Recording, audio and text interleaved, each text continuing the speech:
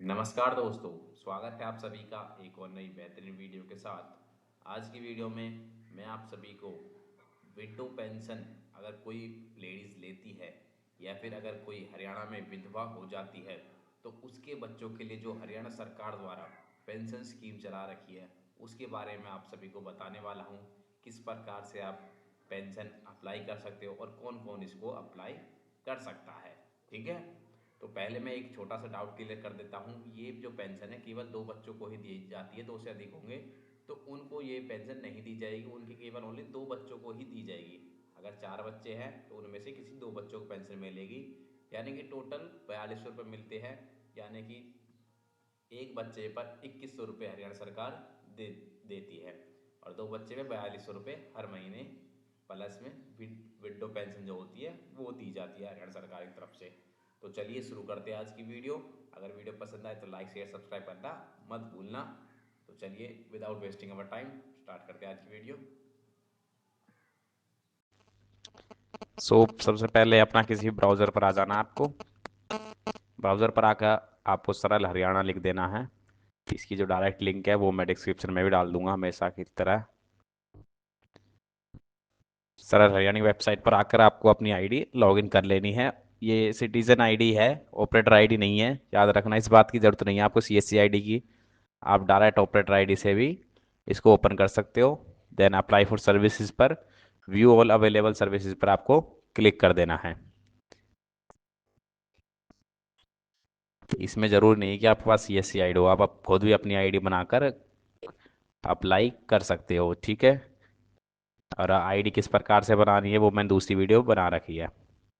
Then आपको search वाले जो ऑप्शन है इस पर आपको क्लिक कर देना है। जो ये राइट साइड में कॉर्नर पे सर्च वाला है इस पर आपको एफएडीसी वाली जो पेंशन होती है उसके लिए फाइनेंशियल असिस्ट टू ये लिखना होगा। इसको अब बस आप फाइनेंशियल लिखोगे तभी वो ऑप्शन आ जाएगा सेकंड वाले पेज पर।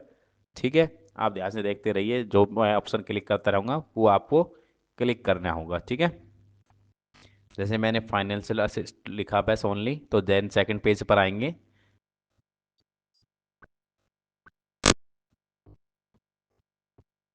देन आप देख सकते हो यहाँ पर एक ऑप्शन आ रहा है, इस पर आपको क्लिक कर देना है।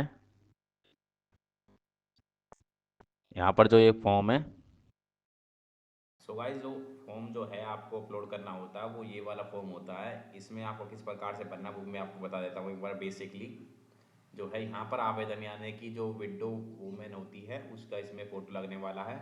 यहाँ पर दो जो है बच्चों की फ़ोटो लगेंगी। यहाँ पर आपको अपना डिस्ट्रिक्ट सेलेक्ट कर लेना है, यहाँ पर ब्लॉक, यहाँ पर गांव, या फिर आवेदन की तिथि जो डेट रहेगी आप वो डेट डाल सकते हो, या फिर नहीं भी डालना चाहो तो भी कोई प्रॉब्लम नहीं रहने वाली इसमें। ठीक है, फर्स्ट जो है बच्चों के नाम भर देना, दोनों बच्चों के नाम और दोनों बच्चों की जन्म तिथि भर देनी है। ठीक है, संरक्षक का नाम में इसमें विडो जो होगी उसका नाम आएगा। ठीक है, उनके हस्बैंड का नाम लिखना है यहाँ पर। आप इसको यहाँ पर वाइफ ऑफ करके उनके हस्बैंड जिनकी डेथ हो चुकी है उसका नाम लिख देना है।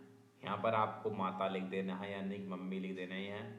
संरक्षक जो है उनका, यानी कि जो देखभाल जो कर रहा है बच्चों की, उनका नाम लिख देना है। ठीक है, रिश्ता लिख देना है यहाँ पर। यहाँ पर आप माता लिख सकते हो, सबसे बेस्ट रहेगा। संरक्षक का पूरा यानी कि एड्रेस लिख देना है विडो का। नेक्स्ट पिन कोड लिख देना है यहाँ पर आपको। उसके बाद आधार नंबर जो है वो विडो का ही भरा जाना है यहाँ पर। ठीक है, याद रखिए इस बात का। और यहाँ पर जो है अपने बैंक अकाउंट जो बैंक खाता है वो कौन से बैंक में है उसका बैंक का नाम लिख देना है। शाखा कहाँ पर है, उसकी ब्रांच कहाँ पर है वो लिख देना है। उसके बाद यहाँ पर आपको आईएफएससी कोड लिखना है। उसके बाद बैंक खाता नंबर लिख देना है। उसके बाद हमारी कैटेगरी सेलेक्ट होगी, जिसमें किसी कैटेगरी से वो आप कैटेगरी पर चेक बॉक्स पर क्लिक कर सकते हो आप। ठीक है, और ये जो है निराश्रितता का कारण जो है संरक्षक के, यानी कि इसमें आप पति की मृत्यु या फिर पिता की मृत्यु लिख सकते हो, कोई दिक्कत नहीं है। ठीक है, बच्चों का इसमें आपको जो है नेक्स्ट जो 10वां जो कॉलम है इसमें आपको लिखना है पिता की मृत्यु। 9th कॉलम में लिखना है आपको पति की मृत्यु, यहाँ पर लिखना है पिता की मृत्यु। ठीक है, बच्चों के लिए यहाँ पर आपको बीपीएल नंबर यानी कि अपना राशन कार्ड नंबर लिख देना है। यहाँ पर यस सेलेक्ट कर लेना है। पहचान पत्र यानी यहाँ पर वोटर कार्ड नंबर लिखा जाएगा। ठीक है, वोटर कार्ड की कॉपी जो है अटैच की जाएगी उसमें। ठीक है, यहाँ पर नहीं सेलेक्ट कर लेना है, यहाँ पर भी नहीं सेलेक्ट होगा। उसके बाद यहाँ पर आपको फैमिली आईडी में जितनी भी इनकम है टोटल एनुअल इनकम वो आपको फिल कर लेनी है। मोबाइल नंबर आपको यहाँ पर फिल कर देना है अपना, ठीक है। उसके बाद यहाँ पर एक साइन होने वाला है आवेदक का, यानी कि विडो का होगा साइन या फिर अंगूठा, ठीक है। देन यहाँ पर शपथ पत्र जो है इस पर आपको विडो का नाम लिखा जाएगा, यहाँ पर किसकी पत्नी है जिनकी डेथ हो चुकी है उसका नाम लिखा जाएगा। उसके बाद निवासी यानी कहाँ के रहने वाले हैं।